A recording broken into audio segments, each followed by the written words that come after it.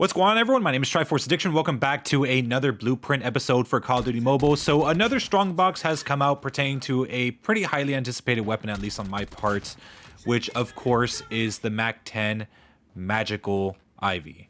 So I know last week we did get a strongbox with a series of ICR skins, which are pretty much a upgraded version of the geometry skins. And I managed to actually end up getting 3 from the strongbox. I had 2 initially, but I ended up doing those 50% off 10 spins on that specific strongbox alone to, I guess, give me like, 30 free basic, milestone things. So yeah, it was enough to beat the milestone and get me to, that guaranteed epic of my choosing. But I decided to actually just do normal draws with this one. So basically I didn't use the guarantee thing. I'm probably going to save it for something even better. But yeah, it actually took me a little longer than usual to get this one specifically. Usually it takes me about at least 10 tries at most to get an epic skin from those strong boxes. But this time around, it took me maybe about 20 to 30, maybe even 40 tries. And I know I said that the strong boxes are a lot more generous versions of crates, and they still are. I just had a bad luck this time around. You can't win them all. But eventually I did get it, and I got a lot of credits. I think that's something that's kind of like understated when it comes to these strong boxes. The amount of credits that you do get if you're like still trying to get like the main highlighted item of said strong box, you do get a lot of credits. I mean, for the bat and I think the EM2, you end up getting like 500 credits every single time you get a duplicate of those.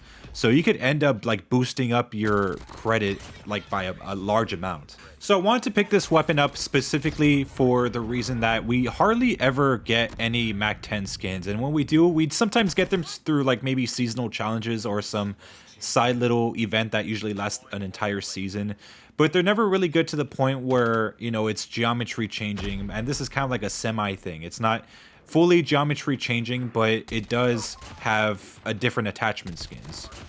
And given that it's, behind some sort of paywall or I guess a strong box where you have to spend either money or actual just, tickets, you would expect that these epic skins would be a little bit more higher quality, especially the ones that have different attachment skins, and they delivered pretty well with this one. I'm not usually a fan of epic skins that only work with the attachments of the gun, but in cases like this where they look pretty high quality with like the gold and black design, that's something I could actually roll with. And these days, they're not really given that much credit anymore, because, when you go into seasonal challenges, they're just usually a gun with just a different coat of paint.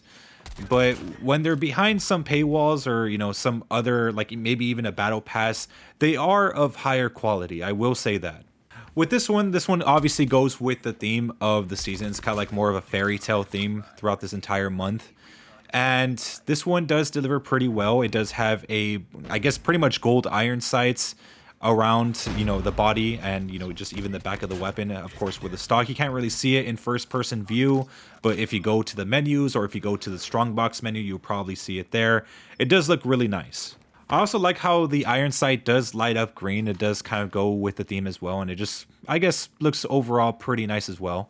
But of course, one of the more noticeable parts of this gun, what makes it more geometry changing than anything is, of course, the beanstalk that is enveloping the entire gun. It basically just goes around the gun all the way from the stock to basically the muzzle attachment. And I originally thought that the muzzle attachment was going to be the not the monolithic, but the agency suppressor. But no, it was actually for I think it's like one of the compensators. But, dude, thank God this game actually has a feature where you could change the appearance even if it's not a mythic. So I'm glad that I'm able to use the agency suppressor while still having that skin on. Weirdly enough, though, if you do want to use the agency suppressor just in its base form, the vine does envelop that one as well. It's kind of weird. So now we move on to the final part, which of course is probably its weakest aspect, which definitely has to do with the camo coverage. So given that there's a massive beanstalk that's just around the entire gun, the camo coverage is a little bit weaker for the most part. I would say the one where it shines the most is definitely diamond camo. As for the regular completionist camos such as gold, platinum, Damascus, they kind of suck ass. You kind of already know how it is. But when it comes to the seasonals, it does look a little bit better. But again, the beanstalk is kind of what ruins the entire thing. Because you could barely see it, or if you use the base Mac 10 constantly, like you would know that the camo coverage is amazing. But yeah, the thing kind of gets in the way, but I don't really mind it given that it's supposed to be like that. So overall, the skin's pretty cool, despite it being just an attachment-based epic. But I mean, either way, it's better than nothing. I mean, the Mac 10 normally doesn't get a lot of good skins as specifically epic. The only one that we have, I guess the only other one that we have is the Banana Blaster, but that was released like years ago at this point. So yeah, anyways, hope you guys enjoyed. Make sure to leave a like, make sure to subscribe for some more COD Mobile content. I'll see you guys next time.